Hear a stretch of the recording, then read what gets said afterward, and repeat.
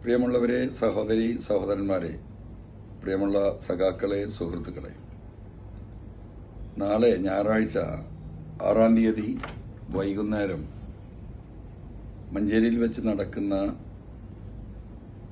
നയവിശദീകരണ യോഗം മാറ്റിവെച്ചതായി ചില കുപ്രചരണങ്ങൾ കേരളത്തിൽ നടക്കുന്നുണ്ട് എന്ന് മനസ്സിലാക്കിയതിന്റെ അടിസ്ഥാനത്തിലാണ് ഇങ്ങനൊരു വീഡിയോ നിങ്ങളിലേക്ക് അയക്കുന്നത്.